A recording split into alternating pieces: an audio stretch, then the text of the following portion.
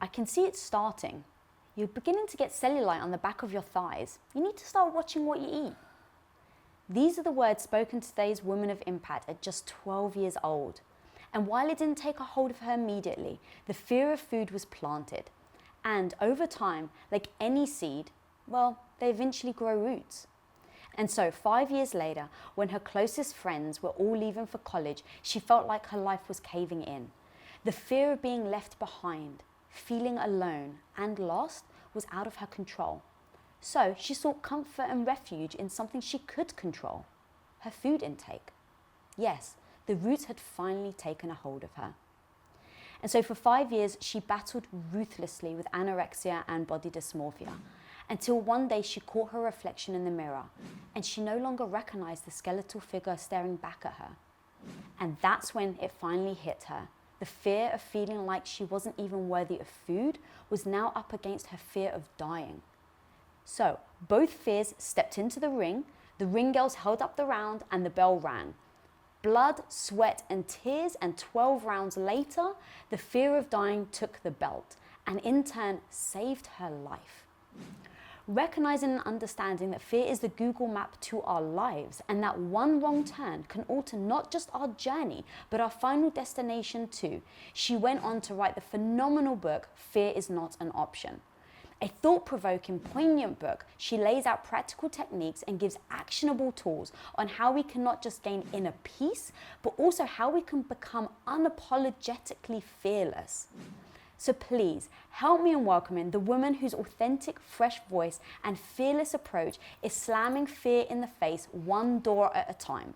The woman who, as CCO of the Kabbalah Centre, is showing us how we can bring light and strength into our lives by reminding us of our extraordinary potential. The self-proclaimed change junkie herself, Monica Berg. I'm Lisa Bilyeu, and I went from housewife to co-founding the billion-dollar company Quest Nutrition, and now president of Impact Theory. Our mission with this show is to empower you and all women to recognize you really can become the hero of your own life. Welcome to Women of Impact. Thank you for the beautiful introduction. Of course, my dear. Welcome to the show. I think your book is phenomenal, and I have to start with a quote from you because it hit me so hard. I think it sets up the whole episode. I'm the voice in your head that says you're not good enough, not strong enough, not smart enough. I'm the one who keeps you small, who stills your tongue, who quiets your passionate voice. I am the one who stops you, who says no, who tells you to expect less, because that's what you deserve. I make your hands tremble, your heart race, and your palms sweat. I keep you up at night and give power to your doubts. My name is fear. Mm-hmm. Whew. Okay, that was so strong because I think everybody listening, or at least I'm sure everybody listening, has had this. I love how you dissect the anatomy of fear. So let's start there. Take me through the three main core pieces, and then we'll dive deep. So, like you said, fear is something that everybody has. If you're breathing and you're living, you've had moments of fear. For some of us, it's more extreme than others. For some of us, it's more consuming, but everybody comes into the world with that. The question is, what do you do with fear? Most people are taught that they should learn to control their fear, that they learn to manage their fear, how to live with their fear. And my message is you want to completely eradicate fear. So to do that, we want to break it down, right? So we will look at fear. And in my book, I identify 3 different types of fear. There's healthy fear, there's real fear, and there's illogical fear. So healthy fear is like it sounds. It's something that is good for us. It's something we need. And yes, some fear is good. So for instance, if you are on a hike and you are standing too close to the ledge, something kicks in, your heart races a little bit, your stomach gets a little bit queasy, you move back away, right? It's set up, this kind of fear is set up for our protection and our survival. Even intuition. Let's say you're going into an elevator. I mean, I know I've had this experience, and especially for women, we want to seem polite and we want to seem kind. So if we see somebody in the elevator and we get this feeling that makes us uncomfortable, I don't want to be stuck in a small box with this stranger, I don't feel comfortable, we would usually push that feeling aside and go in. No, that feeling is set up for our protection. And in my book, I talk about this story that really drives this point home, and it's the story of Carol Durant. She was in Murray, Utah, and she was at a park and she was approached by this police officer one day, and he came to her and he said, you know, your car's been broken into and we've apprehended the suspect and we have some of your items. Can you come to the station with us and identify them to see if they're yours? So she got that feeling in her gut and she asked to see his badge and he showed her one. So she went with him. She was reluctant, but she went along with them. They go in the car, they're driving along, go down the freeway, and she notices they're driving the opposite direction from the police station. So she starts to question him. She says, you know, you're going the wrong way. We should go back there. So he's driving, and with his other hand, he starts to handcuff her arm. And because she was already suspicious, she had her hand on the door and she was able to jump out of the car. He gets out, they start to struggle, and she escapes. So a few days later, she's looking in the newspaper and she sees that another girl, a few hours later, was taken, raped, and murdered. And it came to be known that this police officer was actually serial killer Ted Bundy. So, and she was the one, of the few to ever escape. Right. So that's healthy. It's clear that that is the kind of intuition we need to tap into and really respect. When I was younger, I absolutely was the person that's like, you can't make a fuss. Like, you can't say you don't want to go into the elevator because it feels weird. Like, people are going to think you're weird, Lisa. So I would just ignore that intuition. And it wasn't until I got older with more confidence to say, you know what, even if I'm wrong, I would rather be embarrassed than something happen to me. Why do you think that is? Specifically, I think in women have a harder time with embracing that, no, this is intuition, I'm going to listen to it. It really comes down to shame. Yeah. And women do carry a lot more of that. And unless you consciously work to remove it, it's something we carry along like luggage with us throughout our lifetime, especially the shame of wanting, right? I want, I need, I feel, to respect our thoughts, our mind, our desires. And you know what happens with little girls and even into our adulthood, we get this feedback from external things. Our friends, our peers, our teachers, our family, our partners, our businesses, that it's somehow wrong to say out loud, especially for women, because if you know, we've all heard this, right? Oh, she's so bossy, or she's, you know, so snobby, or how dare she speak up? But if a man says what he wants, that's the truth. It's like, oh, he's really strong. He's really sure he knows what he wants. So we get this feedback that somehow it's wrong to really want or desire. And so we stop actually expressing that. And when you're so busy with this, giving response to external feedback that you're getting, you stop listening to the internal. You can't actually listen to your intuition. And before you know it, you don't even know what you think or what you believe or what you desire because you've spent so much time shutting it off. And you've been trained to ignore it, so you almost don't hear it. Yes, because what's more important than what you feel, desire, want, or need is what other people say, think, or believe about you. Oh my God, that's so true. As you had written that in the book, while I was reading, I literally wanted to just like stand up and just start applauding. And because it resonated with me so much, it took me back to when I had decided, my husband and I decided to not have children. And it was like, I was worried about being shamed that a woman doesn't want kids. And it was the fear that absolutely stopped me and prevented me from saying it out loud for the longest time, because of exactly what you just said, the judgment and shame that other people may think stopped me from listening to what was actually truly authentically me. How do you, in those moments of shame, recognize that right now what I'm feeling is the shame from other people and that it's not what I'm actually feeling myself? Like, how do you switch that around? Well, first you need to change what you believe shame to be. Okay. Shame is, I did something wrong and therefore I am wrong or I am bad, right? So if we first of all just look at any decision you make in life, whatever you decide to do, of course, you will sometimes feel like you could have done it differently, or maybe desire to do it better in the future. But I don't believe in this is right or that was wrong, or you should have done this, but you could have. I hate those. I don't use those words at all. Should have, could have, wish I had. So if something comes up and you say, well, really, I could have done better. And note to self, next time I have that opportunity, I'm really going to take it up. And you just leave it. You see it as a teachable moment, as something that you grew from. So in that, shame cannot exist. There's no space for that.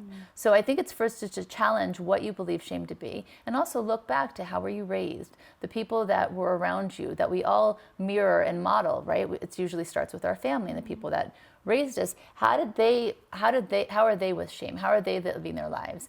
And from that, stop and just take the emotion out and say, okay, I love that person, but do I really want to live my life the way that they have? Unless you have like a stellar role model that you know, like, yes, that's exactly what I want to do. That's exactly what I'm going to be. I'm going to model that behavior. Great. But for the most part, we look around and we take little pieces of people that, you know, either they have imposed their beliefs on us, or we watched them and we thought somehow we should adopt their style and be like them. Start from a clean slate. So in anything that you do, really, shame cannot exist because there's no purpose for it. I'm very purpose oriented. And I think that all of us, by just being human, are. Again, we've shut it down. We put other people before us. We put them on pedestals. We give our power away. But if you stop and you look and you really dissect your life and say, okay, what is it that I want to be? What's the vision that I have for myself?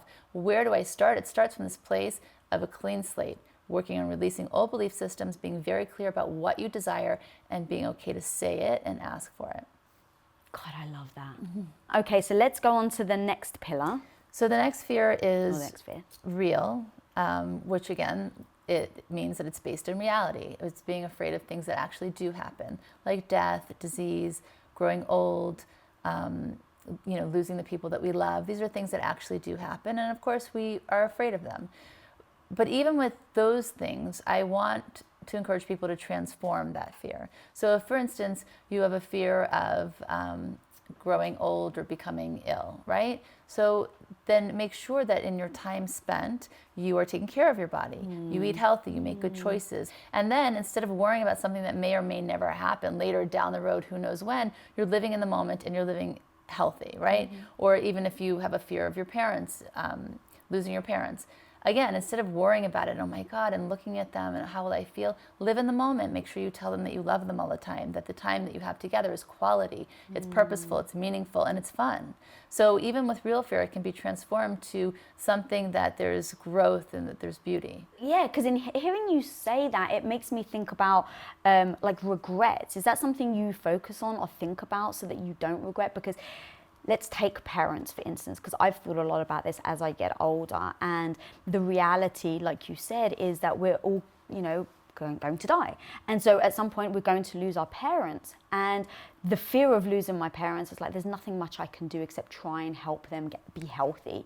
But beyond that, like the moments, like what am I going to regret once they pass? And I kind of just saw it like that. Like, what am I going to regret that I haven't said to them? Say it to them today. What am I going to regret doing with them? Do it today.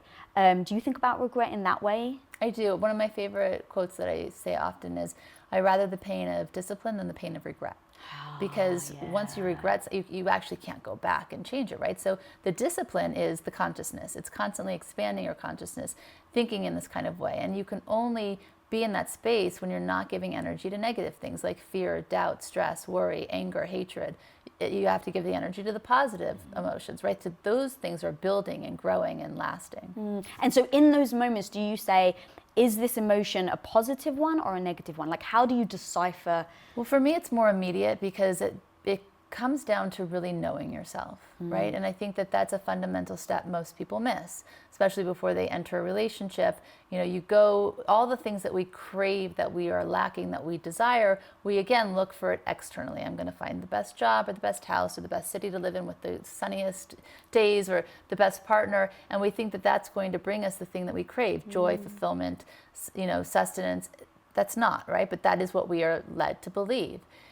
So instead, it basically starts with stopping everything and realizing what I'm craving from external. I need to give myself. I need to learn to love myself, to respect myself, to know what I believe, right? To know what I think. And then when you build that, it's easier to navigate through life. There's a simple tool that I give people to help them in that, because I know a lot of people, I've been working on this for 20 years. So for me, it's more immediate. Like, I know if I don't do this, I'm not going to feel great about that later. It's like instant, but I practice that. So a simple tool to get there is something called 10-10-10. And I didn't create it, but it's this idea that when something comes up and you're not sure what to do, right? And this is an example, I think her name's Susie Orman, she gave her son, her youngest son was up for his black belt in karate, and he'd been working really hard to get it.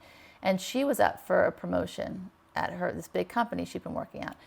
In the same weekend, he was going to get his black belt, and there was this retreat, and she knew that if she went there, she'd probably by the next week, she'd have the promotion, right? So what was she to do?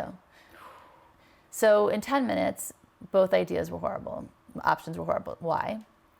Because if she said no to her boss, he'd be very disappointed, and he probably wouldn't be happy about the decision. In 10 minutes, her son also would be devastated, right? In 10 months, they were kind of equal, because if she chose to go to the retreat, she would spoil her son for months to come after and make it up to him and give him extra time and all of this.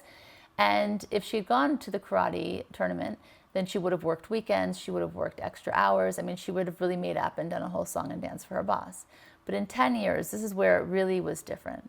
In 10 years, and she realized this because she decided to go to the tournament. And when her son got his black belt, and his little lips quivered and his face was red because he was so happy for his accomplishment, she knew in 10 years that's what really mattered, right? Because she would have gotten the promotion one way or the other eventually. Maybe it wouldn't have been that month or that year, but she would have gotten it. So a good way to kind of help navigate through when will I have regret, when won't I, how do I make decisions, what's real, what's not, is 10-10-10. That's so, I've never heard of that before. Yeah, it's really, and you can apply it to everything. I mean, I even help people who are going through divorces, because basically you want to have perspective of what your life's going to look like down the line. And if you don't really know yourself, you're not going to be able to really say, oh, I know I'm not going to be happy. Okay, but why aren't you going to be happy? What you have to break it down, and this is a really good tool to do that. Yeah, I always think like, what serves my bigger goal? And that's kind of the phrase that I use in my head, like if something's come into conflict. Okay, so we know about the real fear now, and what about the last one? So illogical. This is the fear where most people spend most of their time, and this is the one that's really paralyzing, that consumes us. It's fear of spiders, elevators, heights, public speaking, rejection, failure. It's all of those things that get in our way from our dreams and really just stop us. It does nothing to change or alter any situation. It's just chaos. It's frenzied energy.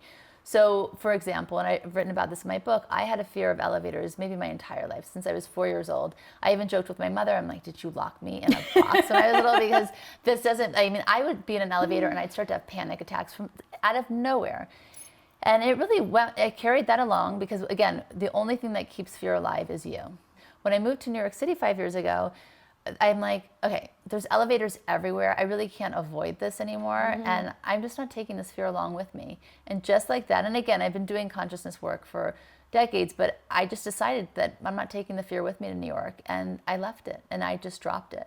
And we all can do that. I mean, our most powerful asset that we all have is the ability to dictate our consciousness and our perspective and challenge what we believe. We can rethink anything. So with illogical, and this is the one that really gets everybody day to day, that's the work, and all those tools are in the book, that you want to break the fear, you want to leave it behind. It's something that you don't need. So how do you actually leave it behind? So you've told yourself, I'm going to make the decision, I'm not going to take it to New York with me, but you've had it for so long that I would guess that certain things like that become a habit or triggers that you don't even are able to immediately control. So you go to New York. In fact, let me take spiders, for instance. I'm petrified of spiders. But if I made the decision to not be petrified of spiders, all right, I know that logically. The second a big creepy crawly comes my way, how do I not be afraid of it? Okay, so first of all, you have options, okay? If you see a spider, the first thing is to say, okay, I'm not gonna imagine the worst thing that could ever happen to me, which is it's gonna run over to me at warp speed and bite me, and I'll have an allergic reaction, need to go to the hospital, or I'll panic, I don't wanna see it on my leg, whatever it is, right? So you don't wanna catastrophize, first and foremost. You wanna look and say, okay, chances of it even coming even close to me are not high. If it does, I can move away, or I could step on it if I wanted to. And really, this is not a real fear. You want to challenge that, because you are more powerful, your thoughts are more powerful than a spider in the room. And then you can even take it a step further. We need spiders for the environment. They have a role, they have a purpose, right? So, and with elevators, it did the same thing. This isn't really real. I don't need this energy to surround me. And also, I choose not to react to any feeling I have here, because this is not real. I'm instead, my desire to move to New York and to do the work we were going to do was greater than the fear. And that was very clear to me. Yeah. So what about in the moments of fear of failure?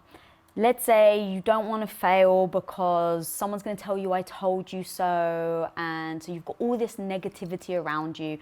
And so you're fearful of doing it. Let's say you do the practice that you just said, the 10-10-10. Okay, it's good for my business. I can overcome it. And you do it.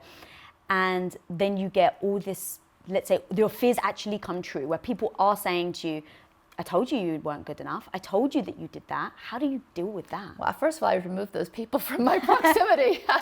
I don't see how that's serving at all. And I think that I'm not even joking about that. I think that, and if it happens to be like somebody that you can't remove, like, you know, your parent or something, I think it's really clear to say, I don't want to hear anything negative at all, because words have power and we are impressionable. I don't care how strong you are. That's like, it's a little window of doubt, and that's all you need to open that. And that gets wider and wider unless you really close it. So I think that's the first thing, is choose your environment and really create clear boundaries. I don't want to hear that. I'm really clear about how you feel, but this is just a process. The second thing I would say is that, great, I failed. That means I have another opportunity to do it better and do it again. And it's the failing and trying again and again that makes us great. And any intelligent person honestly knows that, because any successful person has gone through that. Nobody got it right on their first shot. Nobody. There's luck, but honestly, I don't really believe in luck. I think that I think the people that are very successful believe in what they're going to do, and they have a healthy appreciation that failure is part of the process. Yeah, you're so good with your words. You wrote something like, I don't believe in unlucky, it's just fearful. Yes. Talk to me about that, because I hear that all the time. I'm just so unlucky. Yeah, I think that it's an excuse people use to not try because they're afraid of failure. So, oh, that person's lucky and I'm not, or that's why they have it. It's like, okay, great. So you have all these excuses set up so that when you do fail, it's not your fault. So it's kind of like an armor that we put on. I remember somebody said to me, she knows, I have two sisters and she knows all of us. And she said, oh, well, you know, in your family, you're the unlucky one. And I looked at her, I'm like, I feel pretty awesome. I don't know what you're talking about. She says, well, you know, you had a son born with Down syndrome. I said, lucky, unlucky is a state of mind. First of all, I feel it's a gift. And second of all, I just don't believe you can assign that in any which way. So I think that... That's such a great way of seeing it.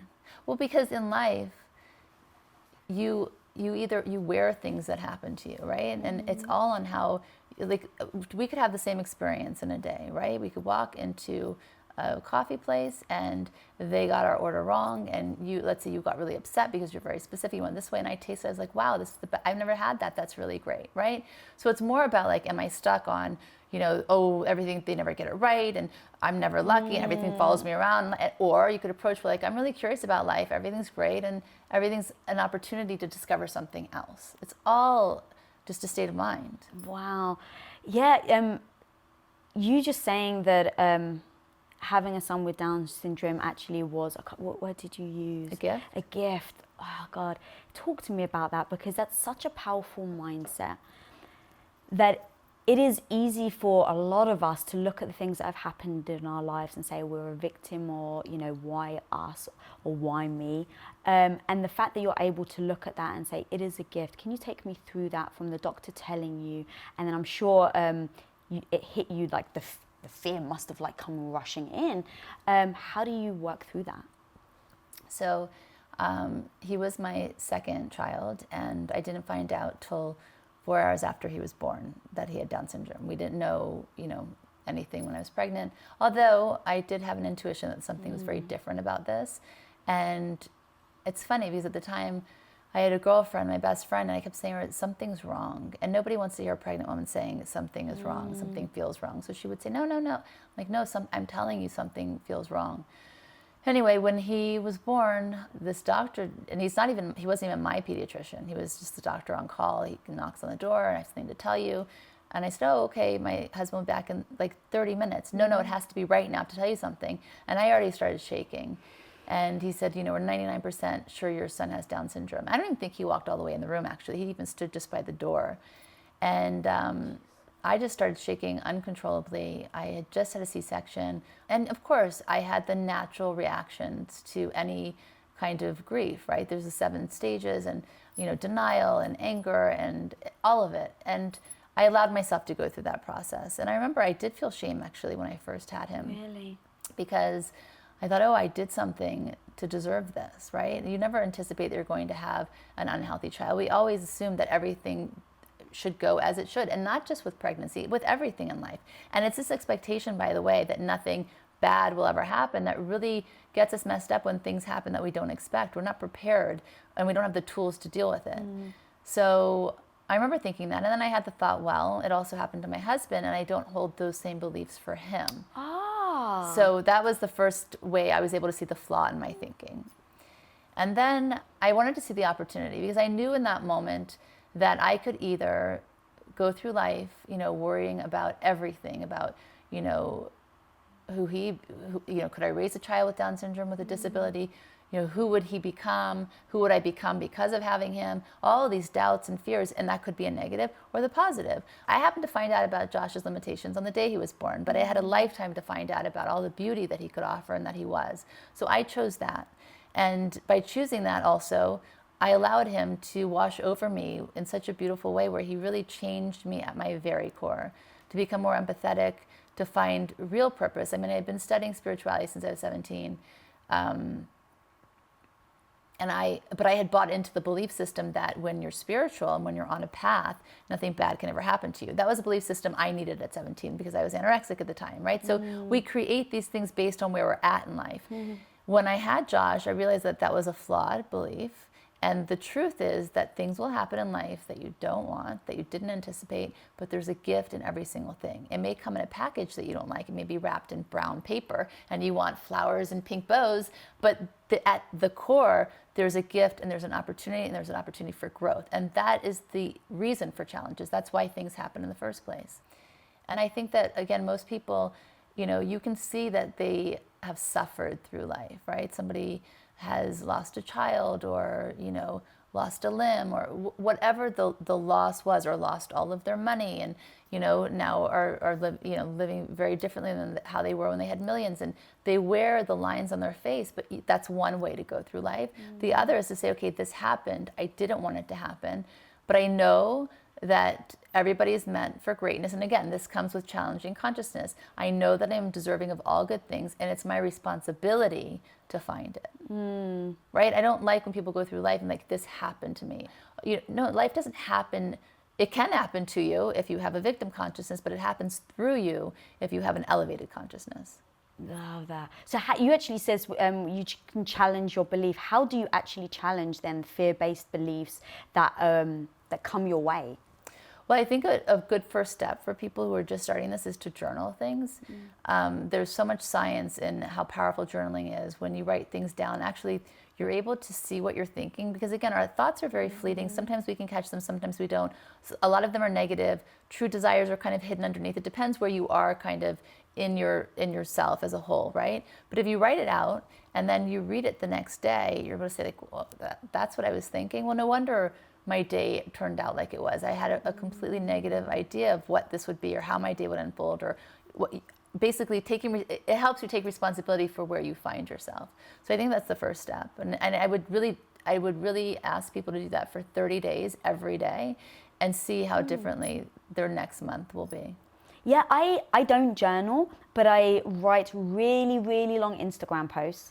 And typically my Instagram posts, I have realized it was not my intention, but over time, because everyone's like, you're so vulnerable, thank you so much. And the truth is, it's actually therapy for me now. It's a way for me to assess what I'm going through, to put words to it, and to say, this isn't very empowering. So if it's not empowering to everyone else, it's definitely not empowering to myself. So then it forces me to look at that other perspective, like you were saying, of like, well, okay, this has happened, but how can this be amazing? Like, it is up to me how I perceive it, right? And the belief system that I have. Absolutely. I think that people underestimate just how strong their thoughts are, how strong the power of intention is, because our intention is our chosen consciousness, right? So what you believe is what is created. So if you believe that your day isn't going to go great, then you've created the experience you're going to have in that day, right? If you don't believe in yourself, then your relationships are going to suffer from that, right? If you don't think that you're deserving, then the outcome of it's all cause and effect. So it's really about taking responsibility in that way. Yeah, I actually have a quote from you about this, which I absolutely love. Everything that we do, say, and think is what we become. That's it. So powerful. And by the way, I think that people complicate things. Like, it's just about making a decision and then follow it up by immediate action. So I'm deciding I'm not going to think in a limited way. So any negative thought that comes up, I'm going to push it aside and not give it energy, and then do something very positive right after. You can retrain your brain. It requires a choice, again, followed by immediate action.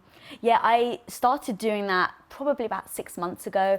And I said, anytime that I feel the fear, which probably in hindsight may not be a great idea, but I was like, anytime I feel fear, just lean into it immediately. Don't think, just do it straight away. And so I got asked to do public speaking gig, never spoken publicly ever in my life. And the first thing I said was yes. And I was like, oh God, what did I just do? I'm so scared. So I spent 4 months panicking. And I was able to talk myself through the whole thing and say, I know this is fear talking. I know it's irrational. I know it's illogical. You've never been on stage before, so you don't know how you're going to be. And even if you're terrible, Lisa, what difference does it make? At least you've learned, at least you've done it, and you would have now experienced it. And then, is it something I want to do? Then I can get better at it. I'd like you to challenge next time you feel fearful like that, instead of spending the 4 months talking yourself and convincing yourself and changing your belief. Yes, that's part of it. I want you to put all of that energy in the opposite, which is, I have something to say, I'm going to affect lives, I believe in what I'm doing, and just for that alone, even if I help one person, that's enough for me, because that's my destiny, right? So then you're putting all of that energy into what you want to create versus what you don't want to create. I don't want to fail. I'm going to do it even if I just do it this one time. I don't know how, right? That's one level, and that's great, and that got you through it, but this is like a whole different ballgame. And that was another thing that I loved so much about your book. I am always trying to be very open to being changed, because I think that no matter where we are in life, whether I'm 39 or I'm 60 or 90, I want the ability to improve. And so whenever I have a strong thought, I'm like, with uttermost energy and conviction, I believe in it until something comes and challenges me. And so typically I say that I cannot quieten the fear. Like, I cannot shut it out. I can't stop the fear. No matter how much I've tried, it always comes in. So I've just learned to use the volume control and be like, should I listen to this fear? Like, is this helping me, escape the serial killer, or is this irrational? And so I just have the controls. But your book, Fear is Not an Option, that hit me hard, because I've never told myself fear isn't an option. I've always told myself, you know what, Lisa, you can control the fear, which is actually very different. It's limiting. It's limiting. So talk to me about that exact phrase. Well, the thing is, if fear is not an option, you're going to need to find another option, right? And that option is going to be powerful. And that option is going to be opportunistic, because, fears left unchallenged just grow. As soon as I even recognize that I'm starting to be afraid of something, I go all the way in, just like you, and it really works, because then you can't grow and develop a new fear, because that's what happens through life. If you look at elderly people and they walk around, they're so fear-based, even when they cross the street or what, because that's what happens. If you don't constantly challenge yourself, you just gather more and collect them over time. And that's why children are fearless, right? They don't know how to walk, they learn to walk. They don't know how to ride a bike, well, they get them ride a bike. They didn't know how to do anything until they knew how to do it. Now in life, you're like, well, I don't know how to do that, so I'm not going to try that, right? Yeah. It's like your story about the roller coasters. Exactly. I love that. Right. So after Josh was born, and I have this time, before Josh and after Josh. That's how I talk about the time frame, but when I had him and after. Because that is a reflection of how you had changed? So much. Okay. And in good and ways that I still needed to perfect. So for instance, in this case, before that, I was like an adrenaline junkie. Like, I used to be the person that would pull out my cousin's teeth, and if there was a kind of crisis, I'd be the cool, calm, collected person you'd call. But then after I had him, if I saw blood, I would start to faint. Like, it was that different, because there was some trauma still there. Yeah. Anyway, I thought it would be a great idea to go to this amusement park, just have a fun day. What I hadn't realized until that time is that what used to excite me now terrified me. So, and I convinced my husband, who doesn't really love heights, like, we're going on roller coasters, it's going to be so fun.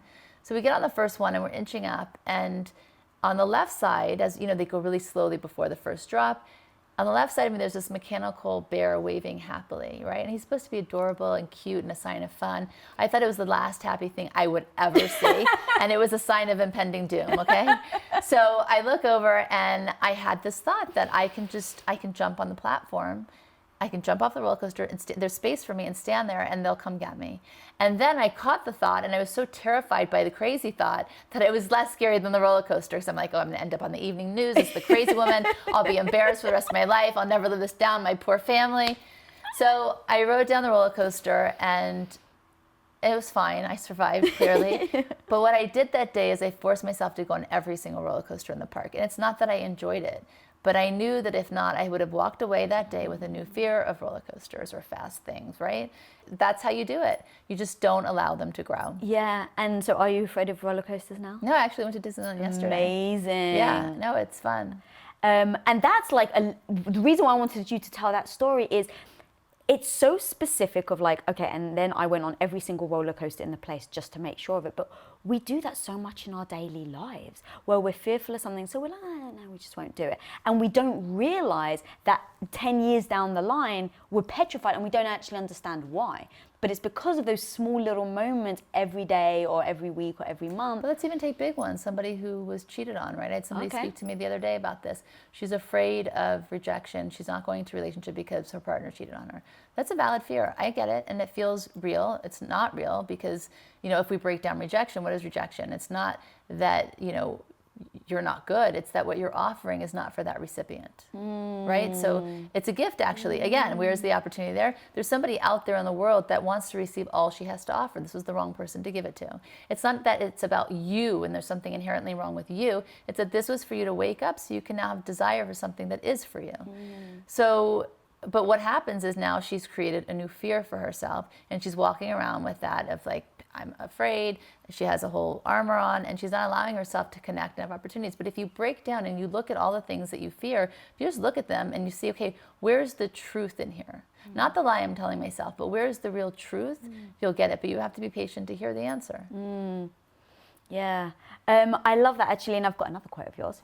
And this is actually one thing that you told your daughter, you wrote in the book at the end, like things that you want your daughter to know.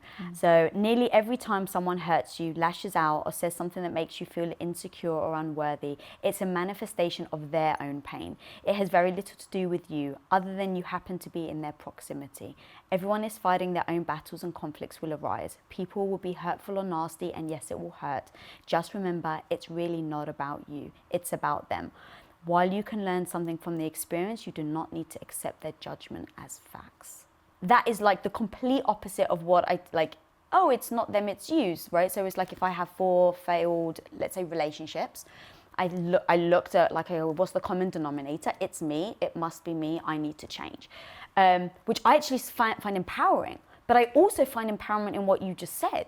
So what do you think about those dualities, those both thoughts? Do you think that they can coexist, or do you think, no, it needs to be all about them, not you? No, I think that there is always an opportunity. There's something for you to hear if you are getting that kind of pushback, right?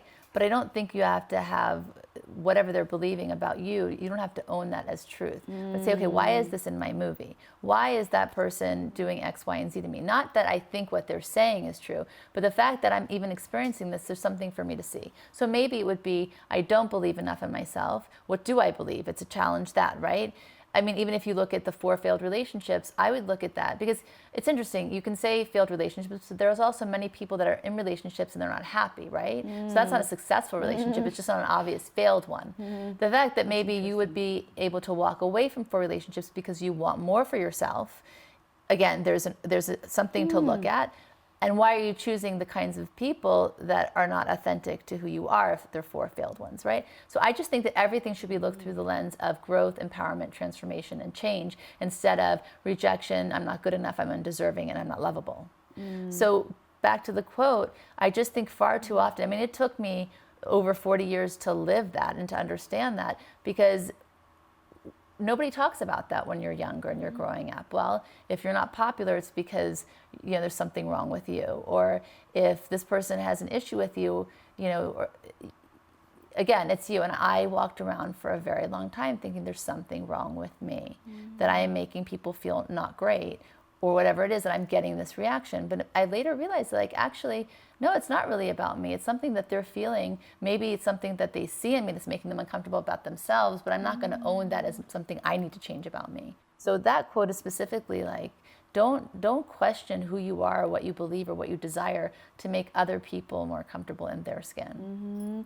Yeah, and is that the moments where you would use, let's say, because I know you believe in like positive mantras and things like that, because I'm thinking in those moments, you feel hurt, you're offended, you're upset, And I actually do use mantras and phrases now to tell myself, okay, Lisa, when you feel like that, tell yourself this. Is that a strategy you use? Do you have other strategies that people can do? Yes, I love mantras too. I feel like that's a lot of work also, because it's like a mental thing. You have to tell yourself. And again, I think it's great. Let's elevate it a little bit more. So instead, I want you to, when the emotion comes, observe the emotion. Don't become the emotion.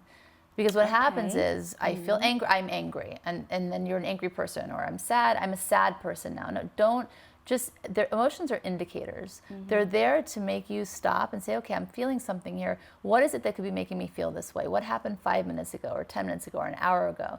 All right, so that happened, and I don't like that happened. Why don't I like it? Because when that person said X, Y, and Z, I believed it. Okay, there's an opportunity there to, again, look within and say, well, first of all, I don't want to be that influenced by people's opinions. One opportunity.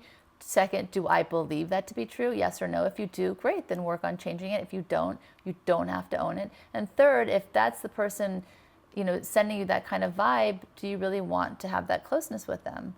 Yes or no? So I think everything is empowering, and every opportunity gives you an option to choose something that's better for you. So yeah, when people do things like that to me now, I get disappointed just on a human level, because I do love closeness, I love connection, I love sisterhood, I love empowering people, and I want to be met with that, but I don't have that expectation anymore. Maybe I'm just supposed to offer that and be met with just kindness. I think that's my only still expectation I hold on to, and I don't think I ever want to let go of that one. So I was going to say, so what happens when someone isn't kind to you? I advocate for myself. Yeah. I don't accept that. Good for you. Have you always been like that? No. All right, so how do you get the courage to advocate for yourself? Well, for me, it took almost dying from anorexia to finally do it.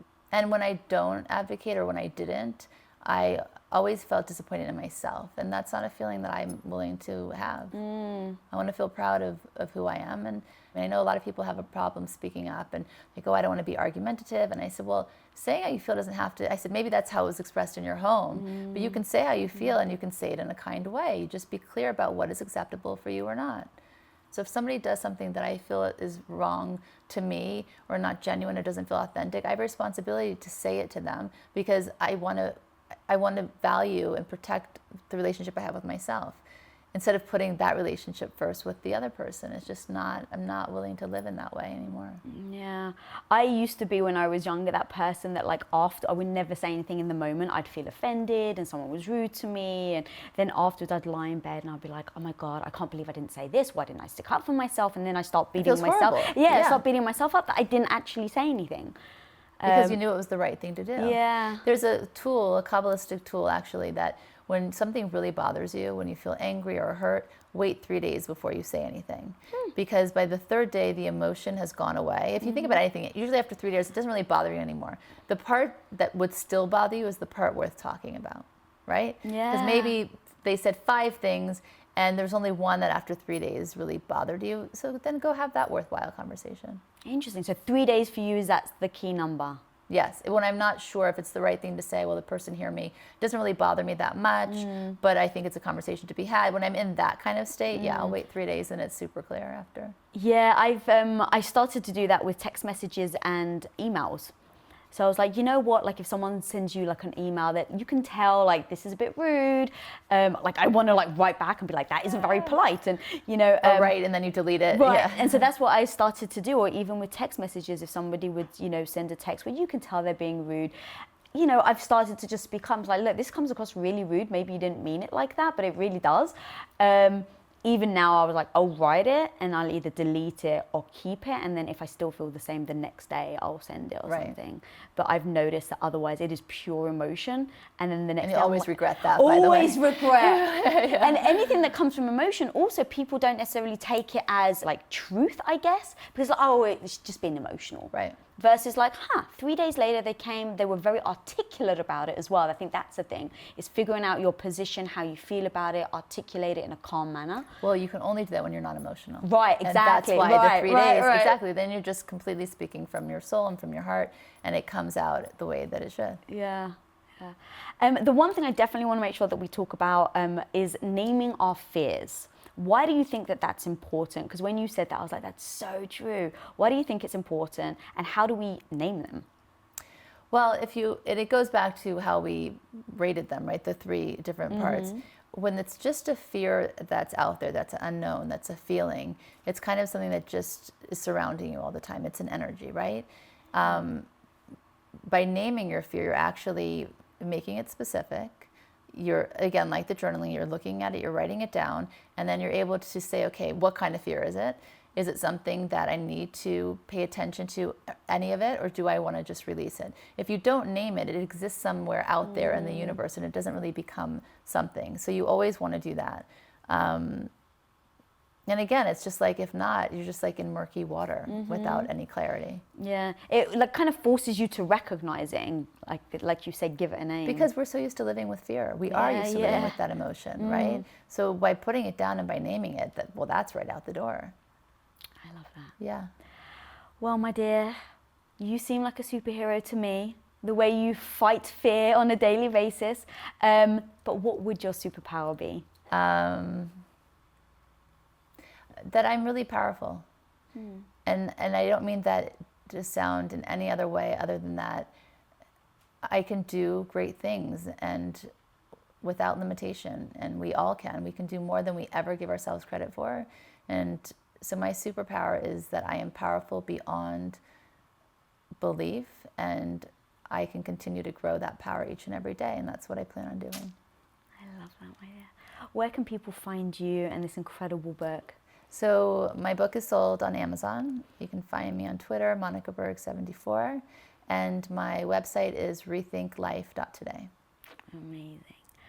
Guys, you gotta go check this book out. It is so much fun to read. I was definitely the person that had the remote control to my fear, turning down the volume, but now fear is not an option. I'm gonna use this every single day. So please, I really hope you guys do too. If you're not following me, follow me at Lisa Bilyeu. And if you're not subscribed, click that subscribe button down there. And until next time, guys, go be the hero of your own life. Peace out. Thank you. What up guys, Lisa here. Thanks so much for watching this episode. And if you haven't already subscribed, click that little button right in front of you. Click, click, click away. We release episodes every Wednesday, so be sure to get notified. Till next time, go be the hero of your own life.